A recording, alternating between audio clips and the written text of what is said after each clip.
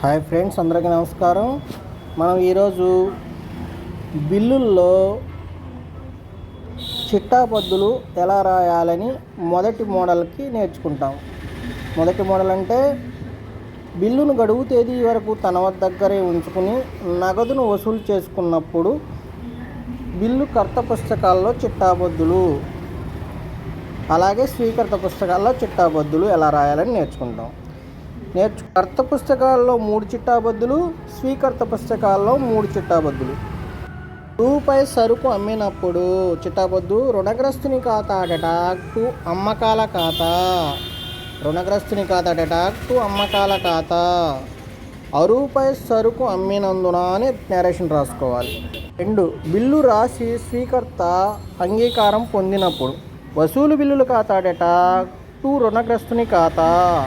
వసూలు బిల్లుల ఖాతా డెటాక్ టు రుణగ్రస్తుని ఖాతా. నేరేషన్ బిల్లు రాసి అంగీకారం పొందినందున. గడువు తేదీన బిల్లు రావాల్సిన మొత్తం వసూలైనప్పుడు నగదు లేదా బ్యాంకు ఖాతా డెటాక్ టు వసూలు బిల్లుల ఖాతా. నేరేషన్ బిల్లు సొమ్ము వసూలైనందున అని రాసుకోవాలి. తర్వాత బిల్లు స్వీకర్త పుస్తకాల్లో చిట్టాబద్దులు. ఫస్ట్ది రూపాయి సరుకు కొనుగోలు చేసినప్పుడు కొనుగోలు ఖాతా డెటాక్ టు రుణదాత ఖాతా లేదా కర్త ఖాతా. నేరేషన్ రూపాయి సరుకు కొన్నందున. అలాగే రెండో చిట్టాబద్దు బిల్లును అంగీకరించినప్పుడు రుణదాత ఖాతా డెటాక్ టు చెల్లింపు బిల్లుల ఖాతా. బిల్లుపై అంగీకారం తెలియజేసినందున అని రాసుకోవాలి నేరేషన్. ఇప్పుడు గడువు తేదీన బిల్లుపై నగదు చెల్లించినప్పుడు చెల్లింపు బిల్లుల ఖాతా డెటాక్ టు నగదు లేదా బ్యాంకు ఖాతా. చెల్లింపు బిల్లుల ఖాతా డెటాక్ టు నగదు లేదా బ్యాంకు ఖాతా. నేరేషన్ గడువు తేదీన పైకం చెల్లించినందున అని రాసుకోవాలి. ఈ మోడల్లో 3 కర్త పుస్తకాల్లో 3 స్వీకర్త పుస్తకాల్లో ఉంటాయి చిట్టాబద్దులు. మోడల్ బిల్లును గడువు తేదీ వరకు తన వద్దే ఉంచుకుని తర్వాత నగదు వసూలు చేసుకున్నప్పుడు చిట్టాబద్దులు. కర్త పుస్తకాల్లో బిల్లు కర్త పుస్తకాల్లో చిట్టాబద్దులు. ఫస్ట్ 1 రూపాయి సరుకు అమ్మినప్పుడు స్వీకర్త ఖాతా డెటాక్ టు అమ్మకం ఖాతా. స్వీకర్త లేదా రుణగ్రస్తుని ఖాతా డెటాక్ అమ్మకాల ఖాతా. స్వీకర్త ఖాతా డెటాక్ టు అమ్మకాల ఖాతా. నేరేషన్ సరుకు అరువుకు సరుకు అమ్మినందున. రెండవ చిట్టాబద్దు బిల్లు రాసి స్వీకర్త అంగీకారం పొందినప్పుడు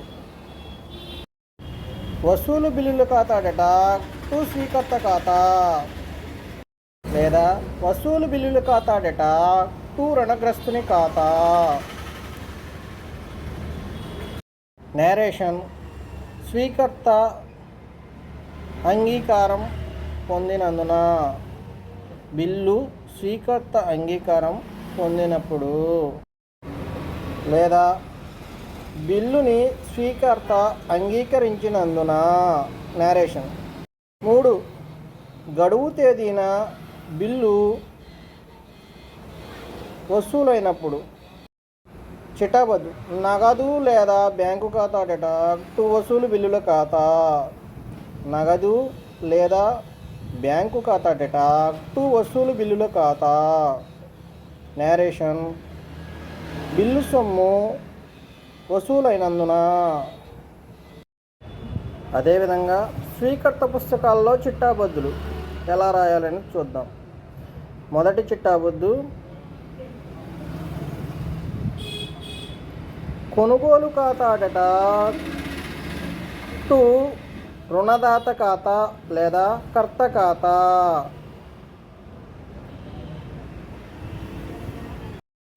నేరేషన్ రూపాయి సరుకు కొన్నందున. రెండవ చిట్టాబద్దు బిల్లు అంగీకరించినప్పుడు రుణదాత ఖాతా డేటా టు చెల్లింపు బిల్లుల ఖాతా.